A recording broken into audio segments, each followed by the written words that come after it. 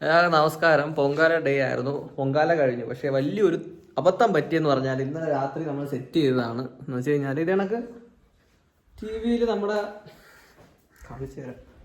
ഇത് ലൈറ്റൊക്കെ ഉണ്ട്. അപ്പം നമ്മൾ ഉദ്ദേശിച്ചത് വെച്ചാൽ ഇത് കണക്ക് ലൈറ്റ് കത്തും.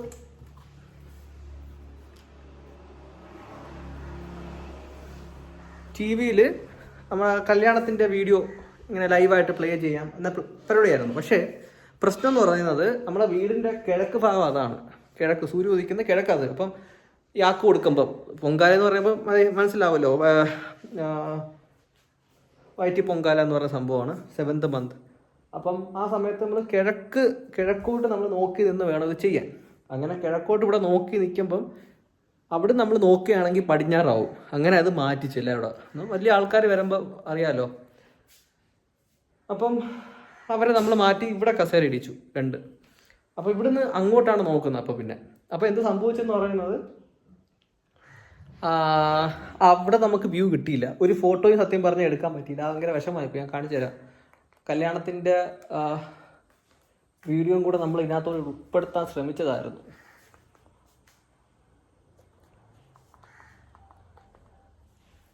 ഏകദേശം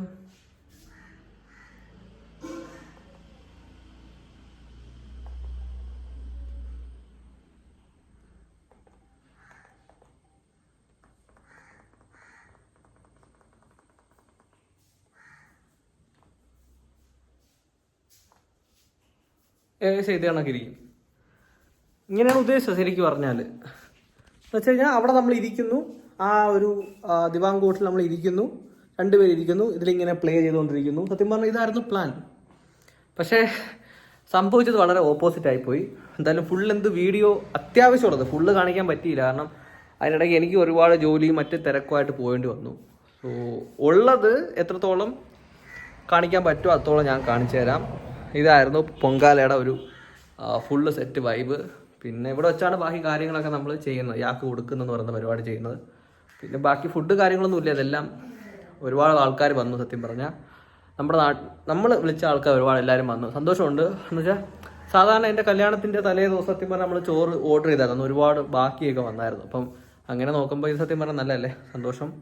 സോ ബാക്കി കാര്യങ്ങൾ നിങ്ങൾക്ക് തന്നെ കാണാം എന്താണ് സംഭവിച്ചതെന്ന് രാവിലെ. ഓക്കെ, ഏകദേശം ഇതേ കണക്കാണ് നമ്മൾ ഈ പൊങ്കാല നടത്താൻ തീരുമാനിച്ചത്. പക്ഷേ നടന്നില്ല. സോ പൊങ്കാല എന്ന് പറയുന്നത് 7th month ഷവർ എന്ന് പറയുന്നത്, അല്ലെങ്കിൽ ബേബി ഷവർ എന്നൊക്കെ പറയുന്നത്, ശരിക്കും ഏൻഷ്യൻ്റ് ടൈമിൽ, നമുക്ക് വേദിക് ടൈമിൽ തന്നെ നമുക്ക് ഇന്ത്യൻ കൾച്ചറിൻ്റെ ഭാഗമായിട്ടുള്ളതാണ്. അന്ന് ശരിക്കും പറഞ്ഞാൽ 7th 8th monthലാണ് ഇത്തരത്തിലുള്ള ആഘോഷങ്ങൾ നടത്തി വരാറ്. ശരിക്കും ഇതിൻ്റെ പിന്നിലൊരു സയൻസും കൂടെ ഉണ്ട്. ഈ 7th 8th month എന്നൊക്കെ പറയുമ്പോൾ കുട്ടിയുടെ വളർച്ചയ്ക്ക് ഈ സ്വീറ്റ്സ്, ഡ്രൈ ഫ്രൂട്ട്സ്, അതൊക്കെ ഭയങ്കര ഹെൽത്തി ബെനിഫിറ്റ്സ് ഉണ്ട്. അത് നമുക്കിപ്പോൾ അല്ലാതെയും കൊടുക്കാൻ പറ്റും. അതൊന്നും വലിയ ഇഷ്യൂ ഉള്ള കാര്യമില്ല. പക്ഷേ ഈ 7th 8th month ഒക്കെ ആകുമ്പോൾ കുട്ടി ഒരു 90% ഒക്കെ ഡെവലപ്മെൻറ്റ് അച്ചീവ് ചെയ്ത സമയമായിരുന്നു. അപ്പോഴത്തേക്ക് ആ സമയത്ത് അവരുടെ ഈ ഇയേഴ്സ്, അവർ കേൾക്കുന്ന കാര്യങ്ങളൊക്കെ അവർക്ക് ഫുള്ളി ഡെവലപ്ഡ് ആണ്, അവെയറാണ്. അപ്പോൾ അതെന്ത് സംഭവിക്കുമെന്ന് പറയുന്നത്, ഈ കുട്ടിയുടെ പുറത്തുള്ള ഈ എൻവയോൺമെൻറ്റ് ഹാപ്പി ആകും, അല്ലെങ്കിൽ അമ്മ ഹാപ്പി ആകുമ്പോൾ കുട്ടി ഹാപ്പി ആവും എന്ന് പറയുന്ന കണക്ക് ഈ ഒരു ഗ്യാതറിങ് ഉണ്ടാകുന്ന സമയത്ത് എന്തായാലും അമ്മ ഹാപ്പി ആവും. അമ്മമാർ ഹാപ്പി ആവുന്ന സമയത്ത് കുട്ടിയും ഹാപ്പി ആവും. നല്ല രീതിയിൽ ഡെലിവറി ആവാനുള്ള ഒരു പ്രേയേഴ്സും ബ്ലെസ്സിങ്സും ഒക്കെ ആ സമയത്ത് നമുക്ക് കൊടുക്കാൻ കഴിയും. ഇതാണ് ശരിക്കും ഇതിൻ്റെ ഒരു സയൻസ് ബിഹൈൻഡ് ഇട്ട്. പിന്നെ ഇത് ഒരുപാട് കൾച്ചറിലുണ്ട്, ഇന്ത്യൻ കൾച്ചറിൽ മാത്രമല്ല. ഇപ്പോൾ ഈജിപ്ഷ്യൻ കൾച്ചറിലെന്ന് വെച്ച് കഴിഞ്ഞാൽ ഇതിൻ്റെ ഈ ഡെലിവറി ടൈമിലാണ് അവരുടെ ആഘോഷം എന്ന് പറയുന്നത്. ഇപ്പോൾ അർമേനിയയിലാണെങ്കിൽ ഒരു 7 days ഡ്യൂറേഷനുള്ള ഇതാണ്. ഇപ്പോൾ ചൈനീസിലാണെങ്കിൽ ഇത് ഡെലിവറിക്ക് ശേഷമാണ് അവരുടെ ആഘോഷം. ജപ്പനീസിലാണെങ്കിൽ ഇങ്ങനെ ഡെലിവറിക്ക് ശേഷം ആഘോഷമുണ്ട്. ഗ്രീസിലുണ്ട്.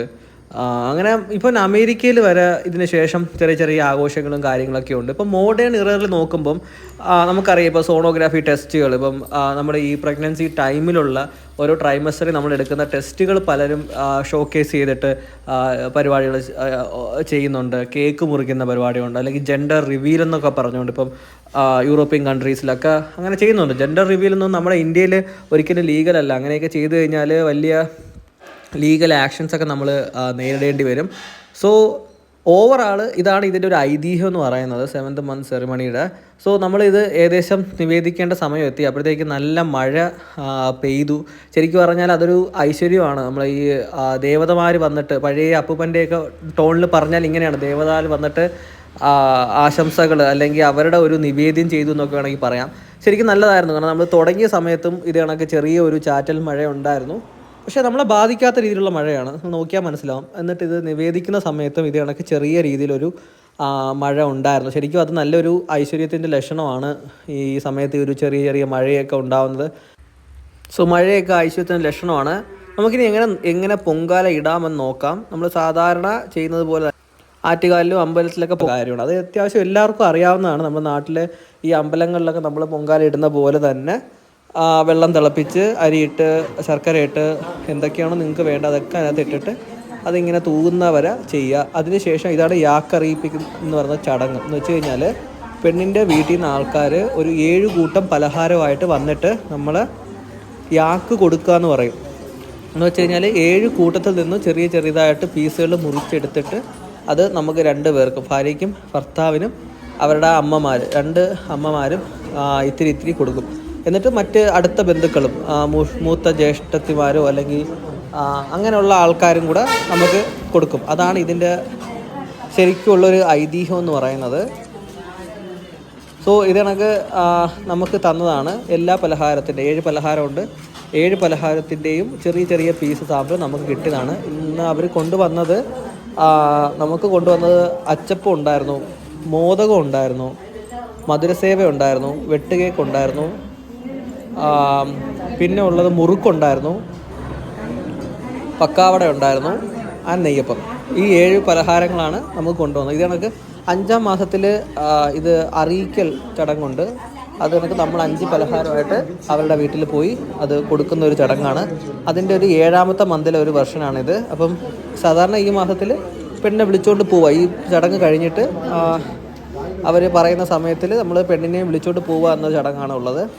സോ ഇങ്ങനെയാണ് ഓരോരുത്തർക്കും കൊടുക്കുന്നത്. ഓരോ പീസായിട്ട് നമ്മളിങ്ങനെ കൊടുക്കും. എല്ലാത്തിൽ നിന്നും കുറച്ച് അതാണ് ആ ചടങ്ങിൻ്റെ ഒരു ഫുൾ ലെന്തെന്ന് പറയുന്നത്. ഫുൾ ലെന്ത് ഞാൻ കാണിക്കാൻ കാരണം തന്നെ എല്ലാവർക്കും മനസ്സിലാവാൻ വേണ്ടിയാണ്.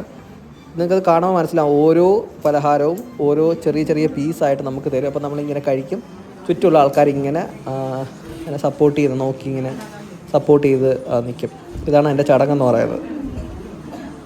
ഓരോ സ്ഥലത്തും ഓരോ രീതിയാണ്. ഇപ്പം ഗ്രീസിലൊക്കെ സത്യം പറഞ്ഞാൽ ഡ്രൈ ഫ്രൂട്ട്സും അല്ലെങ്കിൽ പിന്നെ വലിയ കേക്ക് അങ്ങനത്തെ അത് ഓരോ റിലീജിയൻ വൈസ് ഒക്കെ ആയിട്ടാണ് അത് മാറുന്നത്. ഈവൻ ക്രിസ്ത്യൻസിൻ്റെ ഇടയിൽ ഈ പറഞ്ഞ നമുക്ക് പ്രീസ്റ്റ് വന്നിട്ട് അവരെ ശുശ്രൂഷ കർമ്മങ്ങളും കാര്യങ്ങളൊക്കെ ചെയ്യുന്ന രീതിയൊക്കെ ഉണ്ട്.